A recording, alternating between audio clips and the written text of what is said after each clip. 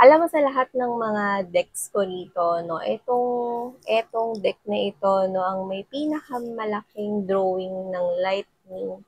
So, mukhang may tinatamaan dito ng kidlat, yeah. So, yeah, I'm hearing that song, you know that song. Come on in out of the rain. Yeah, so that is Shireen Rehis right here song. Someone wants you to come out with him or her in the rain, and that rain symbolizes pain. And that rain symbolizes uncontrolled pain because rain, can you control the rain? No, you cannot, honey. Yeah. So, ibig sabihin, hindi niya makontrol yung pain here. It's something here na wala siyang choice kundi ramdamin ito.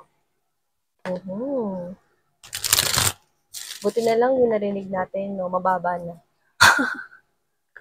Hindi dun sa mataas na part. Thank you, spirits, from saving me. Yeah, so this person right here is actually feeling that. Feeling. Feeling that uncontrollable pain right here.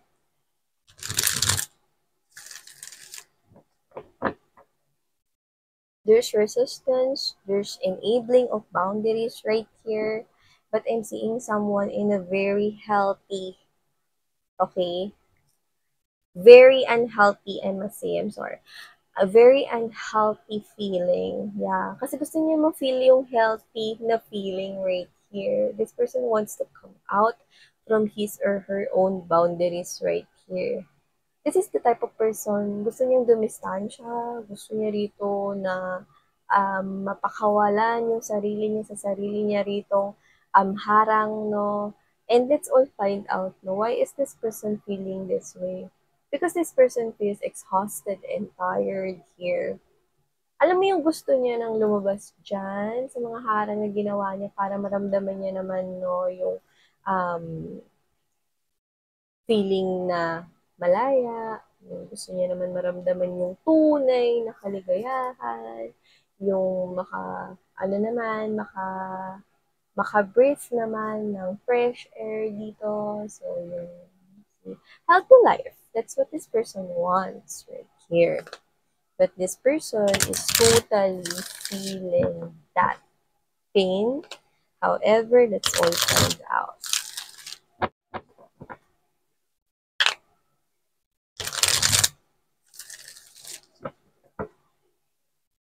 Kamakailan lang may desisyong ginawa itong person na 'to na may kinalaman sa'yo or baka may gagawin pa lang siyang desisyon. So just take how this resonates. This is timeless.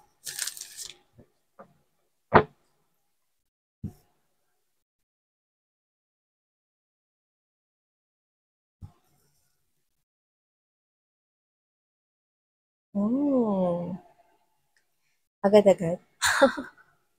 Ten of Swords energy. Someone here did betrayed you, no? At to the point na parang ito ay sobra kang nasaktan. To the point na talagang, alam mo yon, no? Hindi mo alam kung paano ka babangon sa sitwasyon na ito. Paano ka makakaalis sa sitwasyon na ito, no? This is really heartbreaking for you guys with this Ten of Swords energy. There are lots of decks right here, no? Na nagpo-portray ng Ten of Swords energy, but this one's really too much. So this gives me this kind of message that this is too heartbreaking for you. See? This is someone here, no, na nasasaktan ka na, sinasaktan ka palalo. Yan. No? Sobrang pain yung naramdaman mo sa sitwasyon na yan. So, let's see. Oh, Page of Coins energy. Someone here is definitely asking for some kind of a chance, and this person right here is appearing here as a page. At dito kasi, no, nakukuha ko sa energy na ito, no, na maaring marami na rito mga babes, no, ang nagbalik na sa life ninyo. So, definitely, this is your ex. This is someone here na nag-betrayed sa inyo pero offering solace. This person could be trying to, persuade you, convince you in a way because this is coins. Parang lumalabas dito na gusto ka niyong kumbinsihin na magsimula kayong ulit, no? Bigyan mo ulit siya ng chance dito, no? So, marami na rito ang pwedeng lumapit na sa inyo. Yun ang nakukuha ko dito. Pero kung hindi pa ito lumalapit sa inyo, expect it, pero expect less kasi this is a page. At saka this person once betrayed you to the point na halos talagang plakda ka na sa sitwasyon. Yun. So, nakukuha ko yung energy na kung hindi pa ito bumabalik. Expect mo na bumalik yan, mga babes, no, babalik na yan. Nakukuha ko rito, no. Lalo na, no, kakatapos lang ng eclipse natin, no. I remember it was October 14, if I'm not mistaken. So, talagang marami-rami rito ang mga ex mong babalik. Okay, so moving forward right here. So, yeah. Yeah, see? This person right here feels, okay, rejected big time from you. Marami na sa inyo ang nireject nyo yan. So, marami sa inyo ang hindi nyo yan tinanggap, no? Pero with this Four of Cups energy, mga babes, no? Hindi niya matanggap na hindi nyo siya tinanggap. Or hindi niya matatanggap na hindi mo siya tatanggapin ulit. Okay?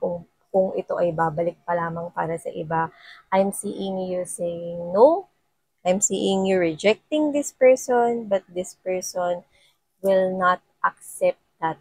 Hindi yun matatanggap ng kanyang isipan, hindi yun matatanggap ng kanyang damdamin, at hindi yun matatanggap ng kanyang ego. Hindi yun matatanggap ng kanyang ego. So, yeah, kung sino man tong person na to, marami sa inyo ang nireject nyo na siya. Yan, no? You have your reasons, no? Una pa lamang, Ten of Swords energy, no? Ikaw ay nasaktan na sobra nitong tao na to, no? To the point na you lost everything.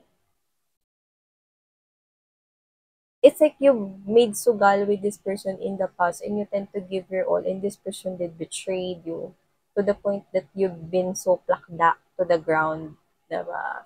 So whatever the case may be, I'm seeing that you've rejected and you're gonna reject this person right here. Pero hindi niya yan matatanggap. At yung iba na na-reject nyo na, hindi niya ito natatanggap. Hindi ito kayang i-process ng kanyang bumbunan. It's like, why? Bakit hindi niya ako tinanggap? Ano yung dahilan niya? Yan. No? So, let's see. Diba? Five of Coins energy. Someone here feels lost. Dahil hindi niya matanggap rito, no? Natuluyan mo na siya ritong nilalayuan. Talagang tinulduhan mo na to. Blinak mo na siya sa life mo. So, if this is you, you're not taking your ex back into your life, then definitely this reading is for you. So, ano man yung betrayal na yan ay sobrang nagpasakit ng loob mo to the point na parang ayaw mo nang mabuhay to the next day. Ganun yung feeling, ganun yung pakiramdam. So whatever the case may be, now your ex is thinking about bakit hindi mo siya tinanggap, hindi niya matanggap na na hindi ako tinanggap ni Collective.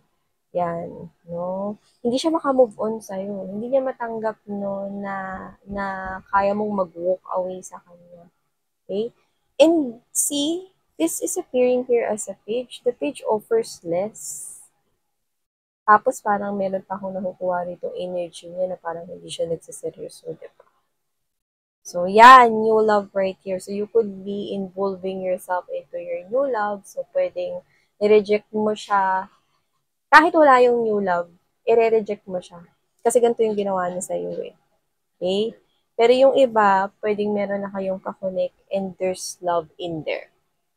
You are in a new connection or you are already talking with someone new, meron ka ng bagong interest, pwedeng wala pang label, pero masaya ka na, no, na ini-enjoy mo lang yung moment together with the new person, you're getting to know each other, yung iba pwedeng meron na talaga kayong ka-in relationship, meron na kayong new boyfriend, new girlfriend, new partner right here, yung iba pwedeng kinasal na rin kayo, yun ang kuha ko dito. So, yeah, You're saying no, mas lalong you're saying no if meron ka ng kakonek. Whether officially na kayo na or pwedeng kahit wala pa kayong label, it's still applicable, no? At kung kayo na, di mas lalong hindi mo talaga to papansinin. Okay? Whether there's new love right here. Iba kasi, this Ace of Cups symbolizes your healing right here. This is you. You're giving time to yourself. This is you focusing here to the things that you want, no? Sa mga bagay na nagpapasaya sa'yo, no? Nakita mo na yung halaga ng ibang mga bagay sa paligid at ibang mga activities rito. Mas gusto mo pa yung pag-interesan kesa magkaroon ng interest rito. Yeah, you're past lover right here, no? Dati siya yung problema mo, pero ngayon ikaw na yung pinoproblema niya. This person is getting nosy, yeah, about you and your love connection right now with whomever it is you're connecting with. So, whoever this past lover of yours, no, hindi niya matanggap dito na may pumalit na sa pwesto niya. Sigurado ka na ba daw sa tao na yan? Yan, no? Sigurado ka ba talaga sa tao na yan? Kilala mo ba talaga yan? Yan, ganun yung nakukuha ko sa kanya dito. Like to the point na parang this person is questioning. Sigurado ka ba na hindi kayo iwan yan? 5 of Coins energy. Sigurado ka ba na yun na talaga yung panghabang buhay mo? First of all, dapat hindi ka na niya pinakikialaman pa dahil wala naman ng kayo. Second, buhay mo na yan, di ba? Tsaka hindi siya dapat makialam dahil may sarili rin siyang life. Yun. Diba? But this person is hindi niya kasi matanggap mga babes, no, na hindi nyo na siya tinatanggap pa sa life ninyo. So, yeah, look at that. We have here the Page of Swords energy. Ito is very specific to, pero that's not applicable to all. Okay? Very specific to kasi baka meron nanonood dito, no? If this is your ex na third party yung naging dahilan, meron siyang anak with that. Pero, maaaring hiwalay na sila ngayon, no? Parang bibigay na lang siya ng sustento or nakikita na lang niya yung bata, ganyan, no? So, yung iba sa kanila, nagkaroon ng anak kung merong third party involved dito. Pero, hindi ko na nakikita rito mga babes, no? Connecting pa siya with that third party na someone else, no? Connecting na lang siguro sila dahil sa bata. Okay? That's very specific, hindi yun para sa lahat, pero dahil nga nakita natin yon, minention ko. Pero with this Page of Swords energy, the general message that I'm getting from here is that this past lover of yours is being nosy. See?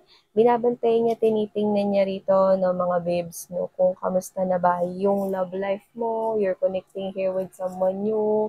Yan. So, pwedeng siya ay nakakatanggap ng balita dito na ikaw ay meron na ditong iba or baka sa'yo na rin nanggaling kasi nga nireject mo siya, ba diba? So, pwedeng nanggaling sa bibig mo na tumigil na siya lalo kasi meron ka na rin kakonek ng iba, okay ka na, nasa maayos ka naman na connection, you're getting to know the new person, the new connection, and you're willing to dive into something deeper with the new one or with the new love appearing in your life. Yan, no? So, yung iba, pwedeng sinabi mo na lang, no, na wala na siya rito pakialam sa life mo, no?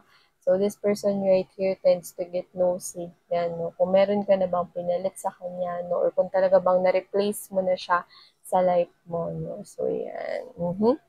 Kasi nga hindi niya nga matanggap. So, yeah, Seven of Swords energy. You know what? Page of Swords to the Seven of Swords energy. Yan yung energy ng individual, no? Na nangingialam sa buhay ng may buhay. Nang hindi pinapa-obvious na siya ay nangingialam. So, this person could be using a dummy account, watching your social media profiles, checking out on your stories, on your updates right here, on your featured stories. And I know that pwede rin na ito ay mga reels, yung mga nag-views, no, ng public, kahit hindi mo sila nasa friends list.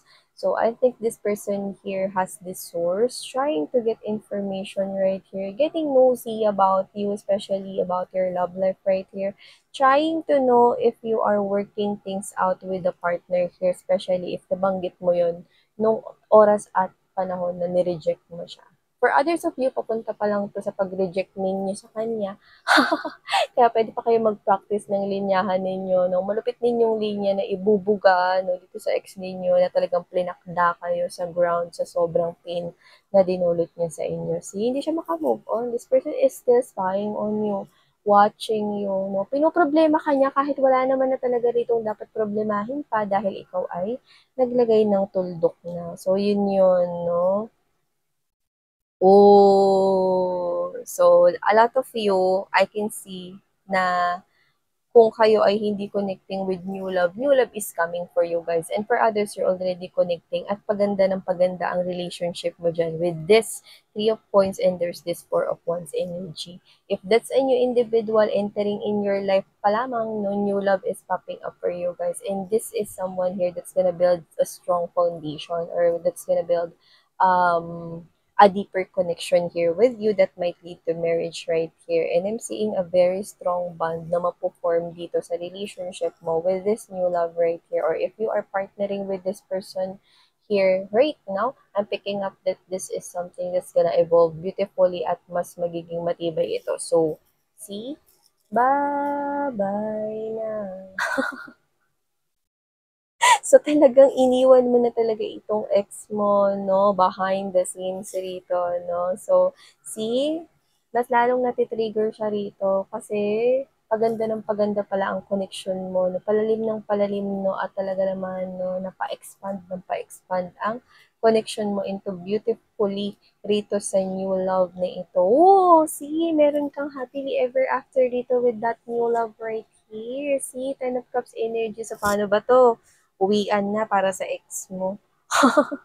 Kasi nakikita ko rito. So, this person looks like the more that this person spies on you, the more that this person is realizing, no, na talagang problema na talaga ito na hindi niya na masusolusyonan dahil ikaw ay getting to know na at talaga naman na ini-entertain mo na itong bagong pag-ibig na pumasok or papasok sa buhay mo. Itong rejection mo sa kanya, hindi niya yan matatanggap ever. Like, hindi mapaprocess ng bumbunan niya yung rejection mo rito.